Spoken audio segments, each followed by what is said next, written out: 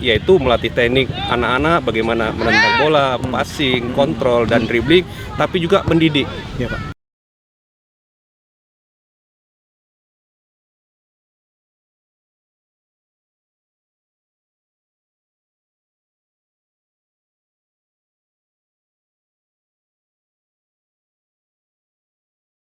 Oke, halo pencinta MCL yang ada dimanapun berada, yang sudah menonton tentunya partai-partai dari awal MCL usia 30 ini. Dan sekarang di sisa week kedua kita sudah mendapatkan juaranya. Siapa lagi kalau bukan juara MCL 30 season pertama, Papi Marelan. Pak, gimana Pak perasaan Bapak sendiri Pak, selaku owner lah bisa kita bilang. Oh boleh Pak, buka masker juga boleh Pak. Gimana kira perasaan Bapak, masih ada tersisa 2 week, udah juara ternyata tim kita, gimana? Baik, Assalamualaikum warahmatullahi wabarakatuh. Nah, dari kami tim Papi Marelan ya, alhamdulillah target dari kami sebagai peserta di MCL ini sebagian besar sudah tercapai. Secara tim kami sudah mendapat hasil maksimal, di mana di pekan ke-9 dari total 11 pekan yang bergulir ini kami sudah meraih predikat juara. Dan tujuan lain dari keikutsertaan kami di MCL ini bahwa kami ingin menunjukkan bahwa sepak bola itu benar-benar sebuah, katakanlah, hiburan, sebuah prestasi yang tidak didasari oleh, tidak dilatar belakangi oleh sebuah gengsi ataupun sebuah fanatisme yang berlebihan yang suatu masa bisa menjurus ke, katakanlah, ke kebrutalan atau ke faktor-faktor yang kita tidak inginkan. Murni ini sebuah hiburan, sebuah olahraga. Nah, balik lagi Pak, apa yang Bapak lakukan? Karena kami sebagai panitia cukup bangga sendiri Pak, karena tim Bapak sendiri ini, Papi Marelan, bisa dikatakan tidak pernah yang namanya melakukan sesuatu yang ya bisa memancing emosi segala macam gitu. Apa yang Bapak sebenarnya sudah sampaikan ke anak-anak sehingga mau mendengarkan gitu Pak ya? Kan Bapak bilang tadi ini adalah entertain loh sebenarnya. Gimana kira-kira apa yang Bapak mungkin tekankan kepada pemain-pemain kita Pak? Nah, itu yang dari awal pembentukan tim ini, baik dari seleksi dan ketika tim itu sudah terbentuk, yang selalu kami tekankan, yang selalu kami fokuskan kepada tim, kepada anak didik kami, bahwa kita benar-benar mengikuti sebuah event olahraga, tidak ada lebih dari itu. Kita dalam bermain harus bisa menghormati dan menghargai wasit, begitu juga menghargai dan menghormati panitia pelaksana, dalam hal ini mungkin yang penyelenggara ya. Nah, apapun hasil itu kita terima, itu yang selalu kami tekankan. Jadi insya Allah sampai pekan ke-9 ini, hasil apapun yang kami dapat, kami belum pernah melakukan hal-hal yang katakanlah membuat pertandingan itu menjadi tidak berkualitas karena hal-hal di luar faktor sportivitas. Itu saja. Oke Pak, ini kan selebrasinya mungkin akan segera dilaksanakan dengan squad. Insya Allah nanti satu masa akan kita, di pertandingan terakhir kita juga menghargai teman-teman atau tim-tim lain yang bertanding di 2 pekan terakhir ini ya, ada pekan ke-10 dan 11, kita juga menghormati karena apapun mereka adalah bagian dari kami, hanya beda kostum. Kami kepingin mereka juga bisa dengan kami sinkron ya, bahwa ini benar-benar sebuah adu prestasi, adu strategi, adu teknik di lapangan. Tidak ada yang lebih dari itu. Jadi kami menghargai sampai pekan terakhir. Maka pada hari ini walaupun secara teknis kami sudah memastikan gelar, kami tidak melakukan selebrasi yang berlebihan. Kami tetap fokus itu Pak. Ya, terakhir Pak, ini dari sisi yang usia 30 sudah mendapatkan prestasi. Kemudian ada nggak kira-kira yang Bapak ingin lakukan sendiri untuk sepak bola grassroots kita, sepak bola usia prestasi kita, ada nggak yang sudah Bapak inginkan atau sudah Bapak wujudkan kira-kira? Mungkin untuk masyarakat Sumatera Utara mungkin Pak.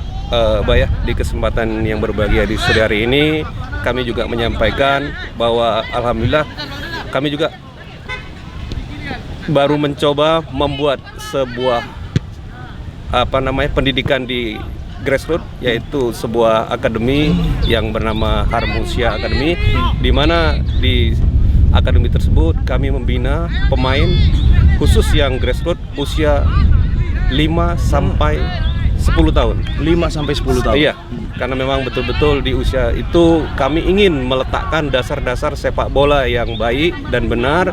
Bukan berarti selama ini kami menganggap yang lain tidak baik. Artinya kami mencoba kepingin yang lebih baik dan lebih benar, di mana nilai-nilai itu bukan hanya faktor teknis. Kami juga mencoba mengedukasi anak-anak didik kami bagaimana menghormati wasit, bagaimana menghormati lawan, bagaimana menghormati rekan, respect kepada semua tim lawan. Seperti itu yang kami coba di kurikulum kami, karena kami bukan hanya melatih tapi juga mendidik. Jadi ada dua tupoksi yang kami berikan. Melatih, yaitu melatih teknik anak-anak bagaimana menendang bola, passing, kontrol, dan dribbling, tapi juga mendidik. Mendidik mereka, mengedukasi mereka, itu tadi seperti saya katakan, bagaimana mereka bisa respect terhadap lawan, kepada pelatih, kepada rekan sendiri, itu saja. Siap. Jadi Harjuna apa namanya tadi Pak, yang Harmusia. Oke. Itu untuk kira-kira anak-anak yang ingin bergabung lah, mungkin misalnya ada orang tua yang menonton nih Pak, oke kita masukin anak, gimana sih caranya Pak? Atau misalnya harus bayar berapa, nggak kira-kira Pak? Untuk anak-anak yang penting, yang pertama sekali dia memenuhi kriteria di usia 5-10 tahun. Yang kedua juga kita ada memberikan syarat registrasi ya. Registrasi itu ialah biaya pendaftaran ya, beserta syarat-syaratnya yang harus formulir yang diisi, beserta ada beberapa persyaratan seperti kartu keluarga, akte kelahiran, itu kami berikan. Dan biaya registrasi itu kami kenakan satu siswa 300.000, di mana dengan uang segitu yang pertama sekali siswa tersebut mendapat satu buah set kostum, baju, celana dan kaos kaki, dan juga gratis uang bulanan di bulan pertama. Dengan 300.000 itu ya. Masuk terjangkau juga ya Pak ya. Iya, karena baru bulan kedua baru kita kenakan uang sekolah.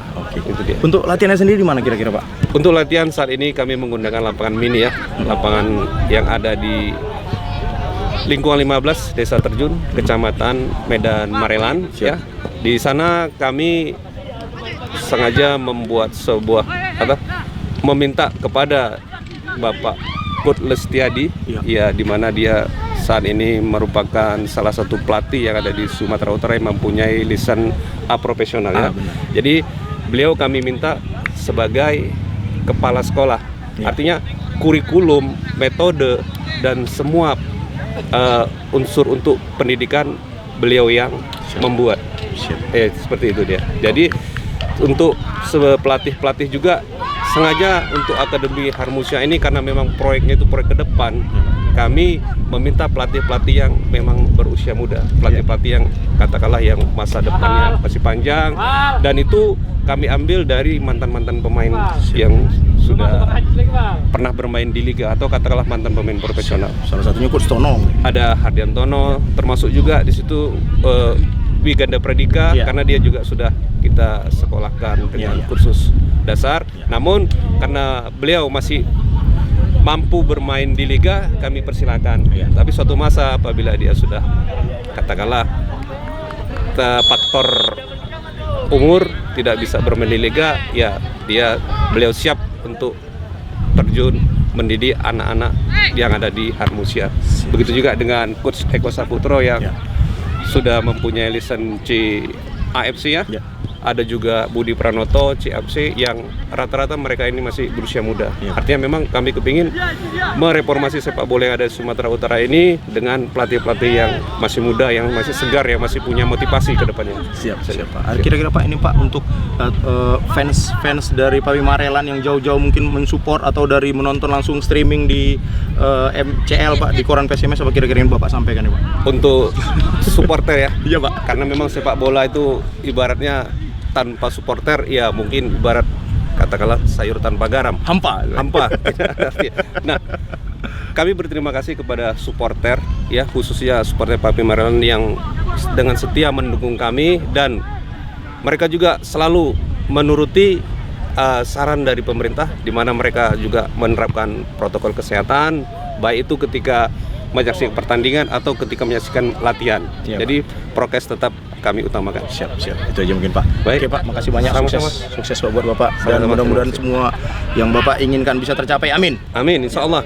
Itu aja Pak. Makasih banyak Pak. Sama-sama. Ayo.